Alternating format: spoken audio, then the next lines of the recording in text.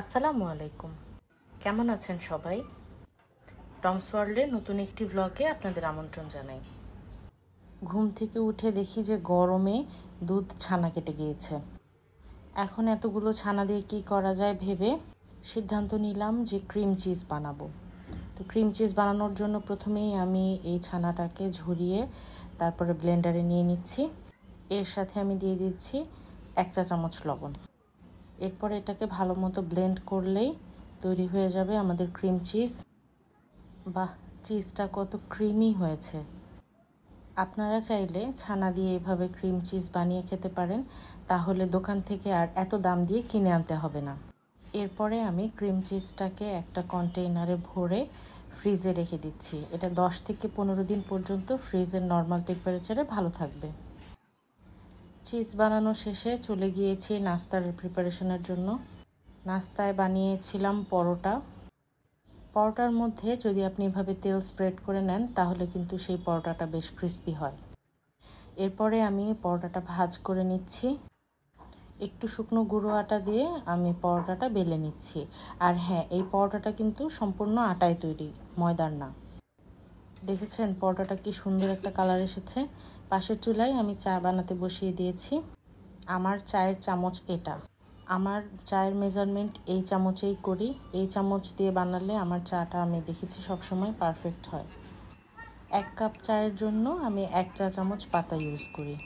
দুপুরে রান্নার জন্য আমি আগেই চাল ভিজিয়ে রাখছি। চাল আগে থেকে ভিজিয়ে রাখলে ভাতটা একটু চিকন লম্বা হয় এবং এই ভাতটা অনেক দীর্ঘ সময় পর্যন্ত ভালো থাকে। পাশেই আমি মাছ ভিজিয়ে নিয়েছি রান্নার জন্য। কাচকি মাছগুলো আমি পরিষ্কার করে ধুয়ে নিচ্ছি। এই মাছের মধ্যেও কিন্তু বেশ ময়লা থাকে, সেটা খুব পরিষ্কার করে ধুয়ে নিতে হয়। আমি ধুয়ে বেছে এবার মাছের মধ্যে মশলা মাখিয়ে রাখবো। এখানে আমি একে একে সবগুলো গুঁড়ো মশলা এবং বাটা মশলা দিয়ে মাখিয়ে নিচ্ছি। এই মাছে একটু আগে থেকে ম্যারিনেট করে রাখলে মাছের ভেতরে মশলাটা খুব ভালোভাবে ঢোকে। কারণ রান্নার সময় খুব অল্প সময়েই মাছটা রান্না করতে হয়, তাই অর্ধেক মশলা যেন আগে থেকেই ভেতরে ঢুকে যায়, তাই ম্যারিনেট করে রাখছি। সবগুলো মাছ তো আর রান্না করব না, এখান থেকে এই মাখিয়ে রাখা মাছ আমি একটু বক্সে করে ফ্রিজে রেখে দেব। নেক্সট যেদিন রান্না করব সেই দিন নামিয়ে রান্না করলেই হলো। রান্নার জন্য সব কেটে ধুয়ে আমি গুছিয়ে নিয়েছি। এবার রান্না শুরু করা যাক। প্রথমেই আমি ভাত রান্না হওয়ার জন্য বসিয়ে দিয়েছি এবং একটা কড়াইয়ের মধ্যে তেল দিয়ে আমি মাছগুলো ভেজে নিচ্ছি। মাছ ভাজা শেষে এবার সেই তেলের মধ্যেই আমি একটু জিরে ফোড়ন দিয়ে দিচ্ছি।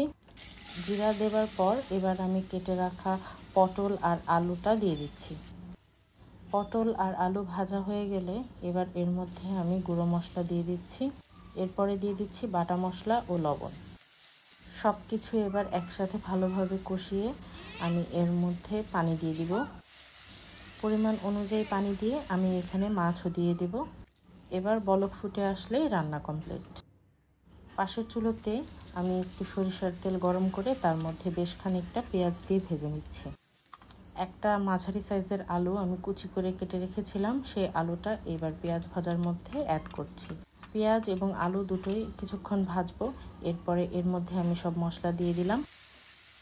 এটাও কিছুক্ষণ ভেজে আমি এর মধ্যে কাঁচামরিচ দিয়ে দেব।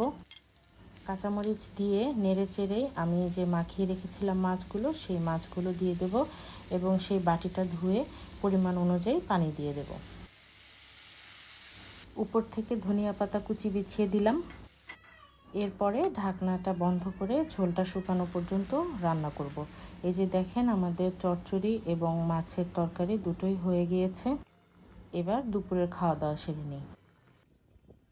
বিকেলবেলা আজকে ছাদে গিয়ে দেখি আকাশটা এত সুন্দর হয়ে আছে। আমার তো বলতে গেলে মোটামুটি প্রতিদিনই আকাশ দেখা হয়, তাই কোন দিন কোন ভ্যারিয়েশনটা থাকে এটা আমার দেখতে খুব ভালো লাগে। এত সুন্দর হয়েছিল মেঘগুলো, চোখ সরানোই যাচ্ছিল না। সন্ধ্যার কিছুক্ষণ আগে এই ভিডিওটা করলাম, আকাশটা সম্পূর্ণ লাল হয়েছিল। আর কিছুক্ষণের মধ্যেই আজান দিয়ে দেবে, এবার বাসায় যাওয়ার পালা।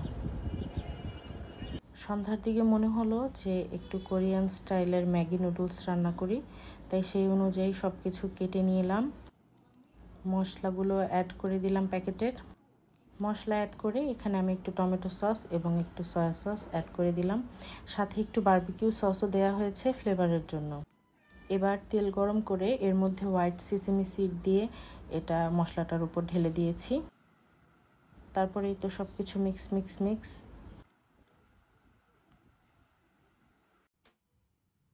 রাতে একটু ক্যারামেল করে তারপরে এর মধ্যে কুসুম গরম দুধ মিশিয়ে এটা দিয়ে দই বসিয়েছিলাম। আপনারা তো অনেকেই জানেন হয়তোবা দই কিভাবে বানাতে হয়, তো আমি সেভাবেই বানিয়েছি। এছাড়া আপনাদের মধ্যে যারা জানেন না বা যারা চান আমি এই বিষয়ে একটা সম্পূর্ণ ভিডিও আপলোড করি, তারা অবশ্যই কমেন্ট করবেন। যারা আমার পেজে নতুন তাদের প্রতি আমার অনুরোধ থাকবে আমার পেজটি ফলো করার জন্য। আজকে আমার ভ্লগটা এখানেই শেষ করছি। দেখা হবে আবার আপনাদের সাথে আমার নেক্সট ভ্লগে। ততক্ষণ পর্যন্ত সবাই ভালো থাকবেন, সুস্থ থাকবেন। আল্লাহ হাফেজ।